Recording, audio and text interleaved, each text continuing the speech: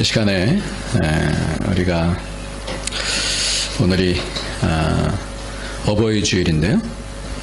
어버이 주일로 말씀을 같이 나누기 원합니다. 여호와의 산에서 보리라는 말씀으로 말씀 나누는데 먼저 영상을 보도록 하겠습니다.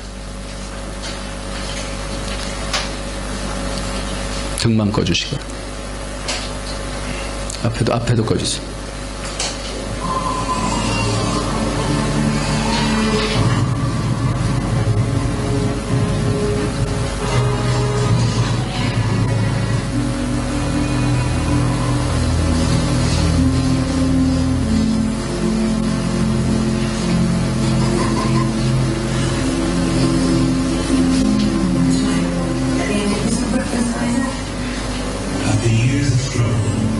Abraham has learned that to be chosen by God is a blessing and a test.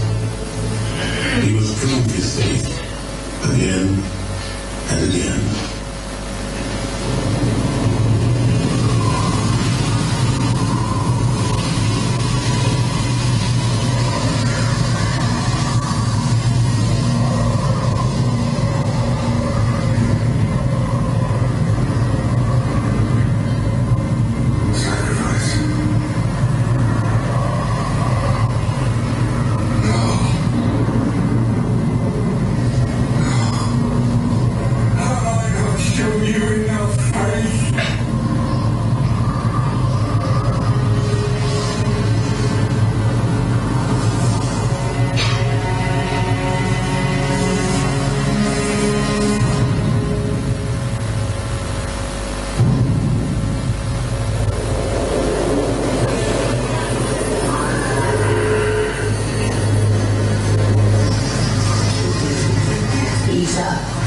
And you have children there and you want to grow up as big and Abraham?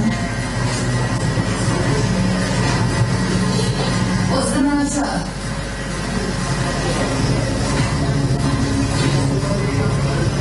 God wants a sacrifice. My boy, come with me.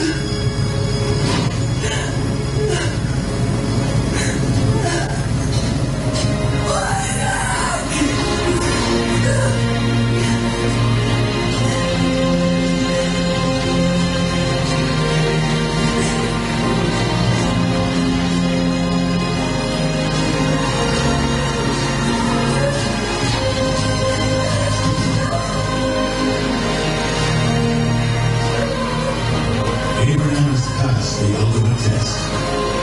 He will become the father of God's nation.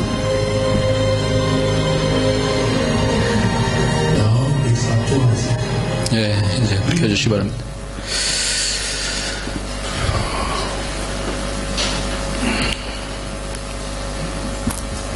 예. 아유, 뭐 일부 예배 때도 그러는데 또 눈물이 나오네.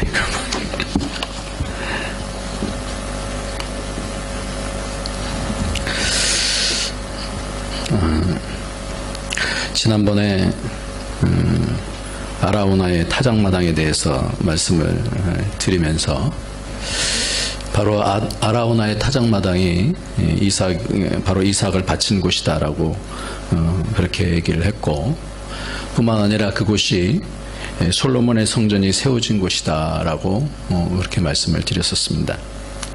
그런데 어떤 집사님께서, 목사님, 그 장소, 재단을 바친 그곳이 산인데 어떻게 성전이 세워질 수 있습니까? 혹시 좀 궁금하다 이렇게 얘기를 하시더라고요. 그래서 제가 그 마음속에 그 질문을 마음에 두고, 제가 성지순례를 가본 적이 없어서 확인할 방법은 없고, 일단 좀 찾아봐야 되겠다라고 이렇게 연구를 했었는데, 성경에서 그 대답을 이렇게 분명하게 해주고 있는 내용이 나옵니다. 성경을 한번 보여주시기 바랍니다. 다시 한번 읽겠습니다. 시작. 여호와께서 이르시되 내 아들 내 사랑하는 독자 이삭을 데리고 모리아 땅으로 가서 내가 내게 일러준 한 산 거기서 그를 번제로 드리라. 오늘 말씀 2절 가운데 있는 말씀이죠. 그런데 이 부분을 또 다른 성경 가운데서 다른 이 앞으로 세 가지 사건인데, 그 부분을 역대하 3장 1절에서 이렇게 말합니다. 같이 읽습니다. 시작. 솔로몬이 예루살렘 모리아산에 여호와의 전 건축하기를 시작하니 그곳은 전에 여호와께서 그의 아버지 다윗에게 나타나신 곳이요 여부스 사람 오르난의 타작마당에 다윗이 정한 곳이라. 아멘. 그러니까 이 두 말씀을 보면 정확하게 모리아 땅에서, 모리아 산에서 여호와 전 건축하기를 시작했다 이렇게 말씀을 합니다. 그리고 그곳이 바로 다윗이 재앙 가운데서 멈춰섰던 그곳인 여부스의 사람 오르난의 아라우나의 타작마당이다 이렇게 말씀을 드렸습니다. 유대인의 전통에 따르면 이 모리아산으로 불리는 성전산이다 그러는데, 이 성전산은 아브라함이 이삭을 희생제물로 바치려 했던 산이고, 기독교에서 예수 그리스도와 생애와 많은 관련이 있으며, 이슬람에서는 메카와 메디나 그리고 이곳이 3대 성지로 이렇게 되어 있는 곳입니다. 그래서 지금 예루살렘 구시가지에 있는 이슬람 구역에 있는데, 이것이 동그랗게 황금으로 돔으로 되어 있는 그것이 바로 이스라엘 사원으로 이제 바뀌게 되어졌는데, AD 691년에 아랍인들이 솔로몬 성전 자리에 이스라엘 사원을 건설해서 이제는 황금 돔으로 이렇게 되어 있는 것을 우리가 알 수 있습니다. 그 사원 안에는 아브라함이 이삭을 바칠 때 썼다고 하는 그런 바위가 있다라고 얘기합니다. 왜 이렇게 성경에서 이 한 장소를 여러 곳에 겹치는 장소로 사용했을까? 하나님의 의도는 무엇일까? 우리가 이 부분을 오늘 좀 살펴보려고 합니다. 이것을 살펴보는 데 있어서 중요한 키가 바로 오늘 본문에서 나오게 되어지는데요. 오늘 본문에서는 특별히 하나님께서 의도적으로 내가 내게 지시하는 한 산, 이 얘기를 해요. 아무데나 가서 번제를 드리라 그런 게 아니라 내가 내게 뭐라고요? 지시하는 곳으로 가라. 지시하는 곳. 그래서 한번 보겠습니다. 한번 2절, 3절 나오는데요. 한번 보겠습니다. 2절 한번 읽겠습니다. 시작. 내가 내게 지시하는 한 산, 거기서 그를 번제로. 3절도 보면 제가 못 적어놨는데요. 여기 보니까 하나님의 자기에게 지시하신 곳으로 가더니 그래요. 지시했다라는 거예요. 이 부분은 하나님께서 그냥 가서 번제를 드리라는 게 아니라 분명하게 지시했다는 거예요. 지시한 그곳에 가서 번제를 드리라는 거예요. 4절도 한번 읽겠습니다. 제3일에 아브라함이 눈을 들어 그곳을 멀리 바라본지라. 눈을 들어 그곳, 정해진 곳이 있었던 거예요. 그리고 9절을 보니까 하나님이 그에게 지시하신 곳에 이른지라 라고 계속해서 그곳, 하나님께서 지시하신 곳, 그 장소를 계속해서 강조하고 있다는 것입니다. 왜 이렇게 그 장소를 강조하고 있을까요? 이것은 후일에 예수님께서 십자가에 돌아가신 골고다 산과 불과 500여 미터 떨어진 곳이다 라고 그렇게 얘기합니다. 그러니까 500m니까 그렇게 멀지 않은 곳에서 예수님께서 십자가에 달리신 것을 우리는 압니다. 예수님께서 십자가에 달리신 장소가 오늘날 어느 지점에 대한 얘기가 한 두 가지 정도 있는데, 그것이 성묘교회라고 그래서 여러분들 혹시 예루살렘 갔다 오신 분 보면 이제 성묘교회라는 곳인데, 이 성묘교회가 예수님께서 십자가에 달리신 그 골고다 정상이다라고 그렇게 얘기를 합니다. 그래서 AD 264년에 가이사랴에서 난 유세비우스라고 하는 역사가가 있는데, 이 역사가가 그렇게 얘기를 해주고 있어요. 그래서 그에 의하면 불경건한 사람들이 이 성묘를 흙으로 덮고 비너스의 여신을 위해 궁을 건립하고 이전에 된 일에 대해는 오랫동안 완전히 망각된 채 있었을 때, 그때 콘스탄틴 대제가 기독교 공인을 하고 나서 그의 어머니가 신심이 깊었잖아요. 그래서 그의 어머니가 이 성묘 교회를 다시 찾아내서 성묘를 다시 찾아내서 다시 성묘 교회로 세운 것이다라고 그렇게 얘기를 합니다. 아무튼 성지를 가보지 않아서 확신할 수 없지만, 가봤어도 그 예전 일이라 어떻게 정말 그런지 아닌지는 잘 모르겠습니다만은, 아무튼 이 두 장소 모리아산과 이 갈보리산, 이 부분에 대해서, 특별히 모리아산에 대해서는 하나님께서 계속해서 집중하고 계신다는 거예요. 왜 그러실까? 왜 이 모리아산을 집중하고 계실까? 왜 이 모리아산을 강조를 하고 계시는 것일까요? 그리고 왜 거기서 이삭을 바치게 하셨을까요? 뿐만 아니라 아라우나의 타작마당에서 다윗이 인구조사를 함을 통하여서 하나님께서 재앙을 내리셔서 7만 명이 죽었잖아요. 근데 그 7만 명이 죽었을 때에 아라우나의 타작마당 앞에서 하나님께서 재앙 내리심에 후회하시고, 아라우나의 타작마당 앞에서 다윗은 회개를 하고 갓선지자의 이야기를 듣고 단을 쌓는 것입니다. 그러고는 그 비용을 안 받겠다고 그러는데 다 지불하는 곳이 바로 아라우나의 타작마당이에요. 왜 굳이 그곳에서 그 일이 일어났으며 진노가 멈춘 곳이 되어졌고 재앙이 그쳤고 그곳에서 아라우나에게 그 가격을 다 지불했어야만 되는 거예요. 자칫 잘못하면 다윗이 지금까지 쭉 하나님 말씀에 순종했었는데 이제는 마지막이 됐잖아요. 사무엘서의 이제 마지막인데, 사무엘서의 마지막 가운데서 이제는 내 사역이 사명이 다 마무리되어지고 하나님께로부터 큰 축복을 받았다라는 거예요. 그 큰 축복을 받으면서 이제는 내가 내 아들에게 이 하나님 나라라고 하는 이 성전과 이 나라를 물려줘야 되는데, 이제 뭔가 좀 뻔뻔하게 좀 물려주고 싶은 거예요. 그러니까 뻔뻔하게 물려주려고 인구조사를 딱 하다가 하나님께서 재앙 내리시니까 그 앞에서 탁 무릎을 꿇었던 것이 바로 아라우나의 타작마당인 거예요. 그래서 지난번에도 이렇게 말씀을 드렸어요. 왜 한국교회가 대형교회 쪽으로 가면 안 되느냐. 사람이 자칫 잘못하면 어느 정도 가다가 세상에서 성공하면요, 여러분들도 그런 경험들이 다 있으시겠지만 성공하게 되면 자기도 어느 순간부터는 자기 자신을 멈출 수 없는 그런 과정으로 넘어가는 때가 있는 거예요. 자기를 분명하게 쳐서 복종시켜야 되는데 그러지 못하는 그런 곳이 있는 거예요. 그러니까 하나님께서 어떻게 해요? 그에게 재앙을 내리시는 거예요. 재앙을 내리시면서 그곳에 무릎을 꿇게 하는 그런 현장이 바로, 그런 현장 가운데 바로 뭐가 세워져요? 성전이 세워졌다는 거예요. 그러니까 이 세 가지 사건을 잘 연구를 해보면 아브라함이 가장 사랑하는 독자, 100세에 난 독자잖아요. 지금 여기서는 젊은 사람으로 나와요. 그래도 젊은 사람으로 나오지만 100세가 넘어서 이삭이 한 그 청년 정도 되는 그런 시간이었으니까 한 120세, 117세 뭐 이 정도 되어졌을 거예요. 그런 상황 가운데서 자기가 가장 사랑하는 독자, 이 독자를 통해서 비전을 세우고 이 독자를 통해서 하나님 나라를 세워야 되는데 하나님께서 그 가운데서 부르셔서 죽이라라는, 번제를 드리라는, 이 이야기는 뭐예요? 자기 자신을 쳐서 복종시켜야 되는, 자기의 가장 마음에 가장 많은 마음이 들어있는 그곳을 자기를 깨야 되는. 저는 아까 이 영상을 보면서 자꾸만 눈물이 나오는 게, 만약에 나라면 어떻게 할 수 있을까? 만약에 저런 하나님의 그 오도가 있다고 할 때 나는 어떻게 할 수 있을까?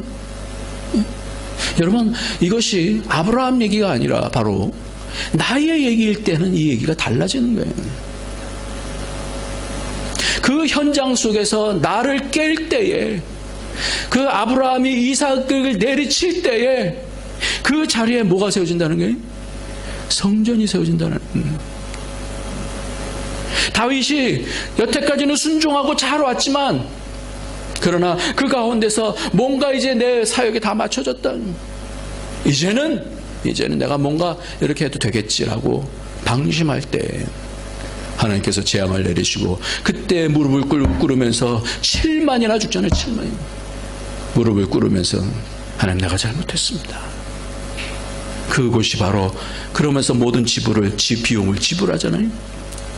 그것이 바로 아라우나의 타작마당이에요. 그것이 나중에 솔로몬이 그곳에다 성전을 세우는 곳이 됐다는 거예요. 우리가요, 성전이 어떻게 세워지는가 하는 부분이 오늘 말씀을 통해서 우리에게 명확하게 이렇게 오는 것 같습니다. 가장 사랑하는 독자를 바쳐야 하는 곳이 바로, 내가 가장 좋아하는 것들을 버려야 되는 것, 놓아야 되는 것, 하나님께서 놓으라 그러면 놓아야 되는 그곳에서 바로 성전이 세워진다는 거예요. 자기를 쳐서 복종시키는 그곳이 성전이 된다는 거예요. 성전은 바로 자기를 죽이는, 오히려 자기를 죽이는 게 낫죠. 자기 아들 죽이는 것보다 자기가 죽는 게 낫죠. 자기를 죽이는 그곳이 되어야 바로 성전이 된다는 거예요.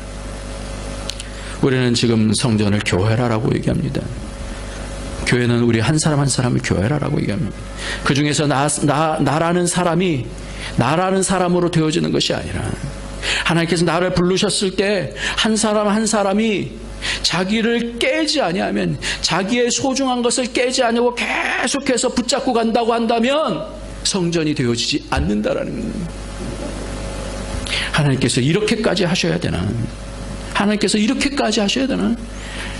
온전히 나를 벗어나서 하나님의 생각을 잡아야 그것이 믿음이 돼요. 믿음이라는 건 하나님께서 계신다는, 하나님이 자기를 찾는 자에게 상 주신 이심을 믿어야 하는, 하나님에 대한 존재에 대해서 느끼고 그분이 주도권을, 내 삶의 주도권이 될 수 있도록, 주인이 되실 수 있도록 내가 주님께 맡기는 것이 믿음이라고 우리가 배우지 않았습니까? 믿음으로 되는 것, 믿음으로 되는 것, 내 생각을 벗어나는 것이 바로 믿음이라는 건, 내 생각을 깨는 것이 바로 믿음이, 그리고 하나님의 말씀을 잡는 것이 믿음인 거예요. 나를 벗어나고 나의 어떠함을 벗어나고 하나님을 잡는 게 믿음이다는 거예요. 믿음은 자기를 깨고 하나님으로 전적으로 하나님이 주도권을 갖게 하시는, 이게 믿음이, 의탁하는 거예요. 의지하는 거예요. 이번에 이문식 목사님하고 이렇게 얘기를 하다가 셀피쉬하라는 단어와 에고센트리즘이라고 하는 그런 단어를 얘기를 하시네요. 저는 셀피쉬만 많이 생각을 했었는데 에고센트리즘에 대한 부분은 이렇게 처음 듣는 얘기예요. 그래서 그런 부분이 있는데 뭐가 다르죠? 예, 그랬어요. 칼럼에 적어놨는데 칼럼 보지 마세요. 지금 보지 마세요. 셀피쉬라는 거는 이기주의라는 것이고, 에고센트리즘은 자기 중심적이다라는 거예요. 우리가 어렸을 때 아이들에게 어렸을 때부터 그것이 이렇게 본능적으로 나오는 것 같아요. 제일 먼저 뭔가 배우는 그런 단어가 엄마 아빠겠지만 그 다음에 나오는 단어 보면 내 거야 라고 하는 그런 단어예요. 내 거야, 내 거야. 그러니까 자기에 대한, 그래서 집에서 뭔가 누군가가 뭐를 갖고 가려고 그러면 굉장히 예민해지는 거죠. 그래서 이것이 자기중심이라는 것은 어렸을 때부터 뭐 훈련된 본능이기 때문에, 그래서 셀피시 그러면 사람들이 빈정거리고 뭐라고 그러니까 그거는 점점 이렇게 바뀌는데, 이 자기 중심도 이렇게 바뀌긴 바뀌어요.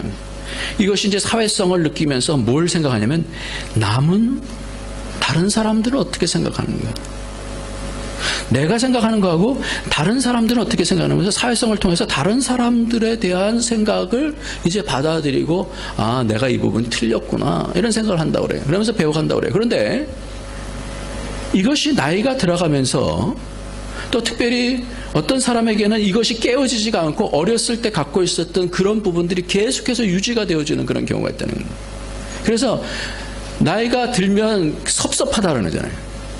나이가 들어가면서 이 자기중심적인 틀을 깨지 못하고, 특별히 왜 나이가 들면서 그러냐면 자기가 배웠던 것들, 자기가 갖고 있었던 아는 것들, 이런 부분들을 자기의 전문성이 있다라고 생각하기 때문에 다른 사람이 아무리 얘기해도 듣지를 않는 그런 상황 속에 되는 것이 바로 셀프, 에고 센트리즘이라고 그렇게 얘기를 하더라고요. 저는 이것을 들으면서 기독교라는 것은 이기주의에서 이타주의로 가는 것이고, 자기 중심에서 하나님 중심으로 가는 것, 이게 믿음인 줄 저는 믿습니다. 성경 말씀을 보면 이것이 중심축이 바뀌어지지 않으면 그때서부터는 믿음의 정체성을 겪는 거예요. 믿음이 자라질 않는 거예요. 나는 믿었다라고 생각하는데 그 가운데서 멈춰서 있는 거예요. 이것이 하나님께서는 믿음의 과정 통해서 깨시는 작업을 하는데, 내가 내게 지시할 땅으로 가라, 본토 친척 아비집을 떠나서 내가 내게 지시할 땅으로 가라. 이게 굉장히 뭐예요? 자기의 틀 아니에요. 여태까지 살았던 틀 아니에요. 그 현장을 어떻게 하라는 거예요? 떠나라라는 거예요. 그냥 떠나라라는 거예요. 여러분 같으면 그냥 떠나라 그러면 떠나겠습니까? 하나 그걸 깨시더라고요. 맨 마지막에는 뭘 깨시느냐? 내가 사랑하는, 내가 놓칠 수 없는 100세에 낳은 아들, 약속 가운데 주신 아들, 그거를 깨면서 뭘 잡게 해요? 하나님을 잡게 해요. 그러니까 믿음이다라는 건 뭐냐면, 내 생각이 깨어지지 않으면 하나님 생각을 받을 수가 없어요. 내 생각이 꽉 차 있으면 하나님의 생각을 잡을 수가 없듯이, 집어넣을 수가 없듯이, 우리가 믿음이다라는 것이 점점 깊어지려면 내가 지금 무엇을 하나님 앞에 고집하고 있는가, 내가 어디서부터 정체가 되어 있는가, 이 부분들을 봐야 되는 거예요. 이게 안 되면 성전이 되지 못해요. 이게 안 되면 하나님 나라가 오지 못한다는 얘기예요. 교회는 다니지만 내 속에 하나님 나라의 평강이 없고 하나님 나라의 기쁨이 없다라고 한다면 결국 잘 보면 그걸 뭐예요? 내 속에서 내가 나를 깨지 않고 있다라고 하는 거예요. 그런데 이것이 힘들잖아요. 왜냐하면 그것이 우리에게 쌓여있는 본능이지 않습니까? 자기중심이 어렸을 때부터 훈련된 본능이지 않습니까? 그래서 예수님께서 말씀하십니다. 베드로에게. 베드로는요, 자기 중심적으로 주님을 사랑했어요. 주님 죽으신다고요? 내가 죽는 끝까지 쫓아가겠습니다. 그랬었던 사람이에요. 그랬을 때 맨 마지막에 주님께서 내가 이 사람들보다 나를 더 사랑하느냐? 이 말이 안 사랑한 게 아니에요. 인간적으로 사랑한 거죠. 내가 죽기까지 쫓아가겠습니다. 그러니까 주님께서 네가 아가페로 나를 사랑하느냐? 이게 뭐예요? 아가페라는 건 뭐예요? 여러 가지 사랑했지만 하나님께로부터 온 그 사랑으로 나를 사랑하느냐라는 거예요. 내 양을 먹이라. 네가 아가페로 나를 사랑하느냐? 주님, 내가 필레오로 사랑하는 줄 주께서 아십니다. 그러니 그럼 내 양을 치라. 네가 나를 사랑하느냐? 세 번째 말씀하십니다. 그러면서 근심을 내가 주님을 필레오로 사는 줄 주께서 아시지 않습니까? 내 양을 먹이라. 내 어린 양을 먹이라. 저는 그래서요, 이 과정을 통해서 바뀌어지는 것 같아요. 사람이 양을 먹이고 양을 치고 그러면서 내가 바뀌는, 자녀를 키우고 자녀에게 먹이면서 어떻게 해요? 내가 꺾여 나가는 거예요. 여러분들 자녀 이기는 사람 있어요? 자녀를 통해서 바뀌어가잖아요. 그러듯이 우리에게 사람들을 붙여주시고 그 사람들을 어떻게 해요? 그 영혼을 바라보면서 낳는 해산의 작업을 하면서 그 생명을 낳는 것들을 통하여서 우리를 바꿔가신다는 거예요. 그러니까 공동체를 경험하지 않고 나 혼자 믿는다라고 하는 사람은 머리로밖에 믿지 못해요. 사람과의 관계가 연결되지 아니하는 믿음은요, 자기밖에는 모르는 거예요. 그러니까 믿음이 아니에요, 이렇게 되면. 그러니까 관계를 통해서 내가 깨어지지 않으면, 그러니까 자녀를 낳아보면서 내가 깨어지지 않으면, 그럼 잘 몰라요. 베드로가 예수님 앞에서 주는 그리스도시요 살아계신 하나님의 아들이십니다, 딱 그런 다음에 내가 십자가 못 박히고 사흘면 다시 살아나는, 그리하지 마옵소서. 그럴 때 예수님께서 사단아 내 뒤로 물러가라 그러잖아요. 네가 하나님의 일을 생각지 않고 사람의 일을 생각하는도다, 그렇게 얘기합니다. 그러니까 믿음이라는 건 뭐냐면, 나를 깨고 하나님이 이때 무슨 생각을, 하나님이 어떤 마음으로 나에게 다가오시는가, 그것을 알고 잡을 때 그때 뭐가 성전이 되어져요. 그때 주님이 거하시는 줄 믿으시기 바랍니다. 내 고집이 있는 곳에 주님이 거하실 수가 없잖아요. 내가 주인 된 곳에 주님이 거하실 수가 없잖아요. 나를 깨우고 부시고 주님 앞에 무릎 꿇을 때, 아라우나의 타작마당에서 무릎을 꿇었을 때 그곳에서 성전이 되게 하겠다. 나를 쳐서 깰 때, 복종시킬 때 하나님께서 그곳에서 나를 그 성전되게 만드시겠다, 이 말씀이지 않습니까? 왜 하나님은 내가 내게 지시할 그 산에서 번제를 드리러 가십니까? 의도적인 거예요. 우리가 이렇게 해서 성전이 된다라는 것이 우리 삶 속에서 경험되어져야 되고요. 두 번째로, 이렇게 나를 쳐서 복종시키고 나서 하나님께서 주시는 복이 있는데, 어떤 복이냐면요, 두 번째로 우리가 봐야 될 것은 뭐냐면, 하나님께서 번제를 드리라고 그럴 때 이 이삭이 뭐라고 그래요? 아빠, 불과 나무는 있는데 번제할 어린 양은 어디 있습니까? 그때 하나님께서 이상한 말씀을 하셔요. 우리나라 성경에는 그렇게 안 쓰였습니다만 원어를 보면 이렇게 되어 있어요. 한번 거기다 한번 적어 놓으시기 바랍니다. 하나님께서 자기를 번제드릴 어린 양으로 보신다. 이상한 말씀. 하나님께서 자신을 himself, 하나님께서 당신을 어린 양으로 보신다, 이 말씀. 아브라함이 이 얘기가 뭔지 잘 몰랐을 것 같아요. 이 얘기를 아들한테 하는 거예요. 이 영화에서 나온 거랑 조금 달라요. 아브라함은 뚱딴지 같은 그런 소리를, 아빠, 불과 나무는 있는데 번제할 어린 양 어디 있습니까? 할 때 하나님께서 자기를 번제될 양을, 그러니까 아브라함도 잘 이해가 안 됐을 것 같아요. 그래서 어떻게 해요? 결국은 아들을 번제로 삼지 않습니까? 아브라함은 이삭의 손을 묶고 그를 올립니다. 그리고 내리칩니다. 그때에 본 것이 있어요. 그때에 보여지는 것이 있는데, 그게 뭐예요? 하나님께서 당신의 아들을 내리치시는 게 보여요. 저는 아까도 또 영상을 또 보면 자꾸만 그게 겹쳐서 보이는 거예요. 하나님의 그 과정을 뭔가 보여주시기 위해서.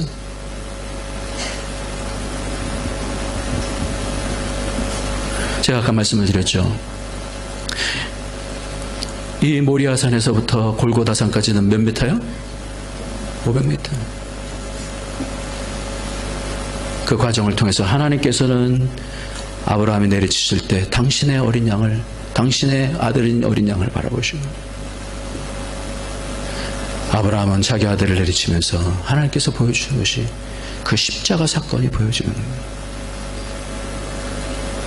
요한복음 8장을 보면 그것을 확인할 수가 있습니다. 요한복음 8장을 보겠습니다. 이거는 안 적어놓은 것 같은데요. 한번 보겠습니다. 요한복음 8장이고요.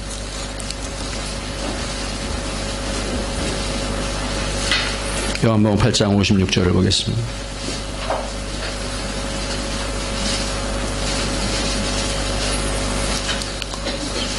같이 읽습니다. 시작. 너희 조상 아브라함은 나의 때 볼 것을 즐거워하다가 보고 기뻐하였느니라. 유대인이 내가 아직 50도 되지 않았는데 아브라함을 보았느냐? 아브라함이 나기 전부터 내가 있었다 말씀을. 그걸 돌로 쳐서 죽이려고 그랬어요. 아브라함이 뭐예요? 나의 때 볼 것을 즐거워하다가 보고 기뻐하였다. 바로 아브라함은 뭐 보는 거예요? 예수 그리스도를 그때 보는 거예요. 그리고는 그 인생이 계속해서 뭘 추적하고 있는 거예요? 하나님께서 당신의 아들을 내리치시는 것을 계속해서 추적하면서 보는 거예요. 나의 때 볼 것이 뭐예요? 십자가와 부활 사건을 보는 거 아니에요? 그것을 보고 즐거워하다가 기뻐했다는 거예요. 여러분, 이 사건이 있은 다음에 축복을 주시는데 어린 양을 주시면서 뭐라고 말씀하냐면 14절에 아브라함이 그 땅 이름을 뭐라고 그래요? 여호와 이레라고 이렇게 합니다. 여호와 이레라고 하는 그런 이레의 단어는 준비된 단어가 원조가 아니에요. 이레라고 하는 단어의 원뜻은 C가 먼저예요. 뭐예요? 본다라는 단어예요. 본다. 여호와의 산에서 본다라는 거예요. 아브라함이 그 땅 이름을 여호와 이레라 하였으니 오늘까지 사람들이 이르기를 여호와의 산에서 볼 것이다, 이 얘기예요. 뭘 보는 거예요? 여호와의 산에서, 성전에서 예수 그리스도의 그 사건이 보여진다는 거예요. 예수 그리스도의 사건이 보여질 때에 성전이 되어지는 거예요. 성전은 바로 예수 그리스도를 잡으시는 번제단이 있는 것입니다. 봐야 돼요. 하나님의 축복은 뭐냐면 우리가 나를 깰 때에, 나를 쳐서 복종시킬 때 내 생각으로 꾸역꾸역 놓고 그것을 놓지 않기 위해서 발악하는 것이 아니라 하나님 말씀이 들어올 때 나를 깰 때에 주님, 내가 잘못했습니다.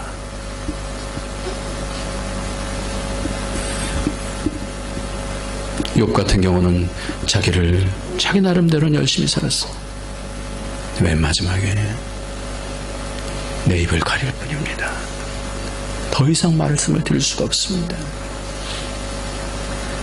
그러더니 이제는 내가 귀로만 듣sap더니 이제는 눈으로 봅니다. 눈이 열려지는 거예요. 보게 되어지는 거예요. 오늘이 어버이 주일이에요. 저는 그런 생각을 했어요. 아버지와 아들 아브라함과 이삭, 이 땅을 우리가 살 때, 지난 부흥에서도 계속해서 얘기했습니다마는 우리가 부부들도 하나님 나라 가면 남자 여자가 없어요. 그런 개념이 없어지는 거예요. 이 땅에서만 있는 거예요. 정말 중요한 것은 뭐겠어요? 아버지와 아들이 어떤 경험을 했냐라는 거예요. 성경을 보면 아브라함도 그렇고 이삭도 그렇고요. 그 경험한 내용을 보면 어떤 내용이냐면 아들과 어떤 그 믿음의 경험을 하는 거예요.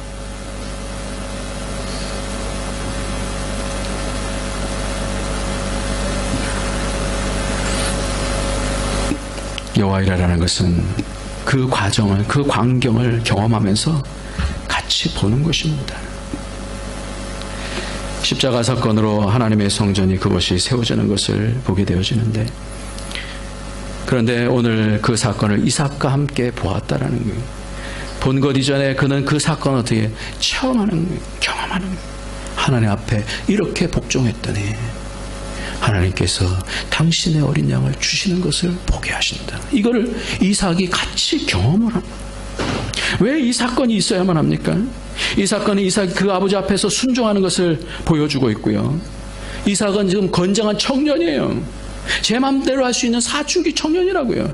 지금 이 광경 가운데선 그래도 젊은 사람은 나왔지만 120세 되는 할아버지를 그거 못 치우겠어요?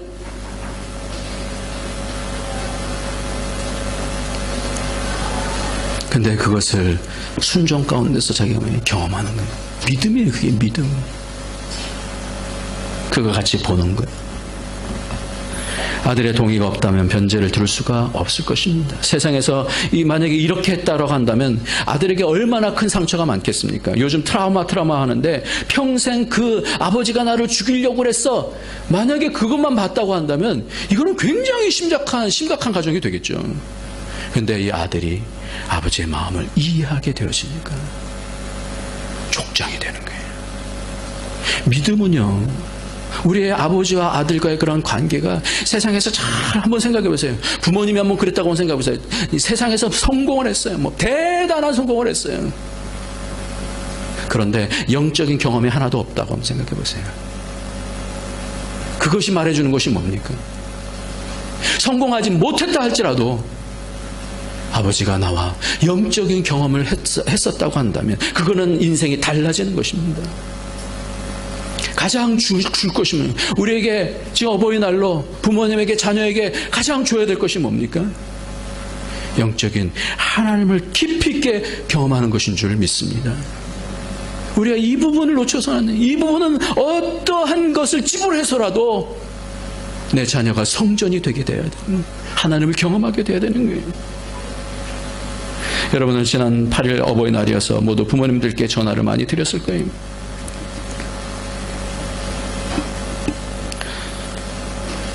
그저께 저희 저희 이모님께서 돌아가셨어요. 지난번 말씀드린 그 이모예요.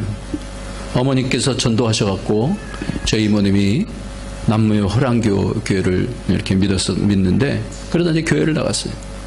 그러다가 새로 나갔는데 그 구역 모임을 하는데 어떤 권사님이 내가 지금 너무너무 어려운데 돈 좀 빌려달라고, 새로운 사람한테 돈을 빌려달라고 그러는 거예요. 그러니까 그 교회니까 마음에 이제 순전한 마음으로 와서 이제 내가 열심히 믿어보겠다 그래갖고 돈을 빌려준 거예요. 근데 이 사람이 계속해서 안 갚다가 이 권사님이 죽어버렸어. 그러니까 마음이 깊이 낙심이 돼갖고 교회를 안 나간 거예요. 그러다가 저희 이모님이 폐암이 생겨갖고 그렇게 있었어요.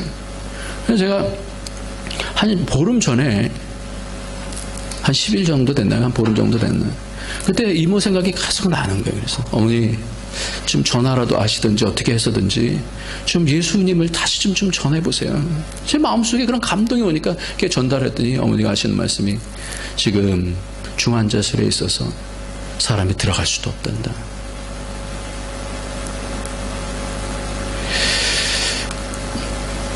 오늘 새벽에 오늘 아침에 우리 김리라 집사님 아버님이 소천하셨어요. 근데 제가 그 말씀을 딱 들으면서 무슨 생각을 했냐면,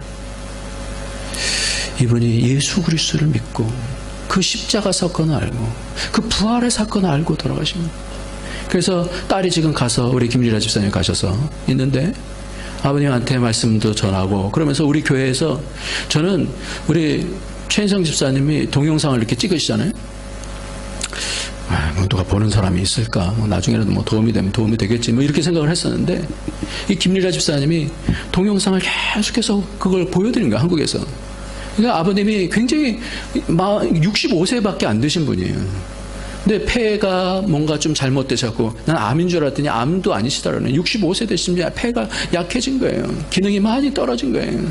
그러면서 복수가 차고 어떻게 검사할 수도 없는 그런 상황 속에서 된 거예요. 그러면서 많이 두려워하고 그러신 거예요. 믿으시지만. 그런데 그때 말씀을 쭉 보면서 너무 은혜가 된다, 좋다, 그렇게 말씀하시더라는 거예요. 계속 보여드렸다는 거예요. 인생이, 하나님, 여러분 무엇을 부모님과 경험하겠습니까? 무엇과 자녀와 경험하겠습니까? 저는 그거 같아요. 아브라함과 이삭의 관계가 세상적으로 본다면 이거는 이런 미친 영감 같은 이라고 할 수밖에 없는 것이지만, 믿음 안에서 보자면 그것이 아니다라는 거예요.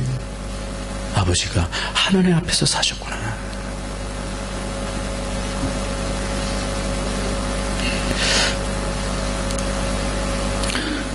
제가 그래서 이삭이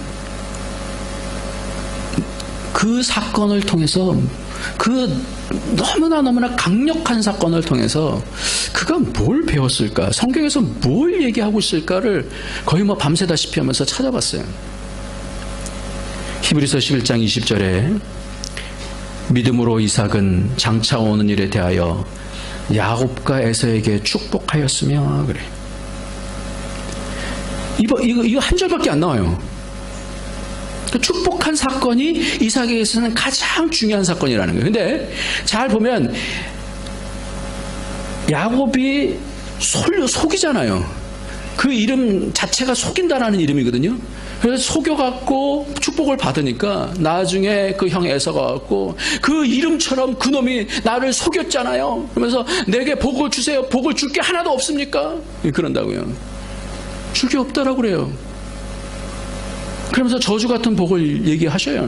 그래서 창세기 27장 39절에서부터 40절 보면 너의 주소는 땅의 기름짐에서 뜰 것이며 내리는 하늘 이슬에서 뜰 것이며 너는 칼을 믿고 생활하겠고 내 아우를 섬길 것이며 내가 매임을 벗을 때에는 그 멍에를 내 목에서 떨쳐버리리라. 이런 이상한 그런 저주 같은 축복을 해주시는, 할 축복이 없는. 저는 그걸 보면서 이삭이 자기 아들들을 향해서 무슨 생각을 갖고 있었을까? 여러분들, 이삭이 사실은 누구를 좋아했어요? 에서를 좋아했다고요. 그런데 하나님이 보시는 건 다르잖아요. 저는 그 가운데서 그 고뇌를 보는 거예요. 이삭이 그걸 못 느꼈어요. 눈이 어둡다고 그걸 잘 못 느끼겠습니까? 근데 하나님이 처음부터 날 때부터 이 야곱에 대한 얘기를 하시니까 그 말씀과 씨름하는 거예요. 이 축복은 뭐냐면 자기를 깨는 축복이었더라고요. 부모가 자녀를 향해서 인간적으로 살아가는 것 좋아요. 물론 해야죠. 당연하죠. 그러나 더 중요한 것은 뭐냐면 이 아이를 향한 하나님의 계획이 뭐냐라는 거예요. 이 아이가 그냥 세상적으로 가는데 그래 잘한다 축복받아라 이런 거예요. 이거는 큰일 나는 거예요. 그러니까 이삭이 그 아들을 향해서 너무나 안타까운 마음으로 하나님 말씀 가운데서 자기를 쳐서 복종시키면서 그러면서 야곱을 축복하는 거 아니에요? 이것을 똑같이 야곱도 나중에 요셉의 아들 둘이 왔을 때 잘 안 보이니까 바꿔놨어. 그 손을 바꿔서 하는 거예요. 알아요. 다 알아요. 근데 그게 뭐예요? 하나님 앞에서 하는 거예요. 하나님 앞에서. 여러분들, 야곱이 나중에 12 아들들을 축복하는데 여러분 저 같으면은 제 아들을 각각 축복하라고 그러면 다 좋은 말만 할 것 같죠. 근데 그렇게 안 하더라는 거예요. 요셉을 빼놓고는 거의 다가 뭐예요? 어떻게 보면 저주 같아요. 왜 그런 축복을 할까요? 하나님의 마음을 가지고 하는 것이기 때문에 그래요. 그것만이 우리의 자녀들을 살리게 되는 건 줄 믿으시기 바랍니다. 바로 그거예요. 그것을 통해서 나를 깨고 내 자녀들을 바라보고. 오늘 말씀을 마치겠습니다. 모리아산 땅, 모리아 땅은 하나님의 역사를 보는 땅이에요. 그 땅은 괴로움의 땅입니다. 그러나 그곳이 어디 성전이 세워지고 하나님을 경험하게 되어지는, 그래서 아들도 경험하고 자신도 경험하면서 여호와의 산에서 보게 될 것이다. 그래서 그 산에서 예수 그리스도를 바라보고 그 예수 그리스도의 죽으심을 통해서 성전이 세워진다는 것을 가르쳐주고 있습니다. 우리의 자녀들과 우리의 부모님들과 믿음을 나눌 수 있는, 우리의 자녀들과 진정한 믿음을 나눠서 우리의 자녀들이 아버지 어떤 상황 가운데 아버지 하나님을 따르겠습니다. 그런 복이 있기를 예수 그리스도의 이름으로 축원합니다. 기도합시다. 복은 무릎을 꿇음입니다. 복은 무릎을 꿇는다는 것이 원어에 있는 내용이에요. 원어는 복을 꿇라는 것은 무릎을 꿇는다는 거예요. 오늘도 하나님, 우리가 주님 앞에 무릎을 꿇습니다. 오직 참된 복은 위로부터는 하나님께로부터 오는 줄 믿습니다. 선하신 하나님께서 그 어떤 고통 가운데서도 우리를 하나님의 놀라운 은혜로 인도해 주실 줄 믿습니다. 깎여지면서도 그 고백을 할 수 있는 우리가 되게 하여 주시고 우리의 자녀들에게 하나님의 살아계심을 보일 수 있는 우리의 믿음이 될 수 있도록 하나님 나를 쳐서 깨며 믿음의 믿음으로 전진해 나갈 수 있는 에고센트리즘에 빠져있지 아니하고 하나님의 이야기를 할 수 있는 믿음이 되게 달라고 다 같이 통성으로 기도하겠습니다. 할렐루야. 하나님 아버지, 하나님께서 오늘도 아버지 안에 불러주셔서 아버지의 말씀을 하나님 위에 묵상하며 하나님께서 우리를 향하신 어버이날이 무엇이고 우리의 자녀들에게 향해야 되는 우리의 마음이 무엇인지 하나님 보게 하여 주심을 감사합니다. 하나님 아버지, 참으로 아브라함이 그 아픔 가운데서 자기를 쳐서 복종시키며 하나님 말씀에 순종하며 오직 하나님이 선하신 분인 것을 보이며 그 가운데서 예수 그리스도를 보게 하여 주셨사온데 하나님 아버지, 우리의 삶 가운데서 어려울 때 아버지 성공해서가 아니라 어려울 때 더 하나님을 경험하게 되는 줄 아오니 하나님 어려울 때에도 하나님에 대한 하나님 그런 심령 속에 있는 아버지 그 말씀을 전달할 수 있게 하여 주시고 깨어서 하나님이여 영광의 하나님을 바라볼 수 있는 아버지 그런 우리의 삶이 되어줄 수 있도록 주여 주장해 주시기 원합니다. 오늘이 아버지 어버이날인데 하나님 우리의 부모님들이 아버지 하나님이여 예수 알기를 원합니다. 우리의 부모님들이 예수 그리스도 앞에 있기를 원합니다. 진정한 하나님 나라를 성전이 되어가기를 원합니다. 하나님 축복하여 주시고 인도하여 주셔서 하나님의 영광을 보게 하여 주옵소서. 하나님 5월달 가정의 달을 통하여서 하나님 우리의 모든 주의 성도님들을 예수의 이름으로 축복합니다. 하나님 가정을 축복합니다. 주님께서 거하여 주시어서 세상적인 성공에 눈멀지 않게 하여 주시고 하나님 그 가운데서 있든지 아니면 하나님 또 가장 어려운 가운데서 있든지 그 가운데서 가장 큰 복은 하나님 붙잡는 것인 줄 믿사오니 하나님 그 가운데서 하나님을 깊이 볼 수 있는 우리의 믿음 되게 하여 주옵소서. 믿지 아니하는 우리의 부모님들 하나님 예수 믿게 하여 주시옵소서. 하나님 이 일을 위해서 내가 나를 깰 수 있는 믿음을 허락하여 주시옵소서. 하나님 나를 깨고 주님을 간절하게 심령으로 전달할 수 있게 하여 주시고 우리의 자녀들 하나님 알지 못하는 자녀들 있습니까? 하나님 저들에게 하나님의 심장을 알려줄 수 있는 예수 그리스도를 아끼지 아니하시고 주신 그 사랑을 말해줄 수 있는 그런 감동 있는 부모가 될 수 있도록 우리를 인도하여 주시옵소서. 예수님의 이름으로 기도합니다. 아멘.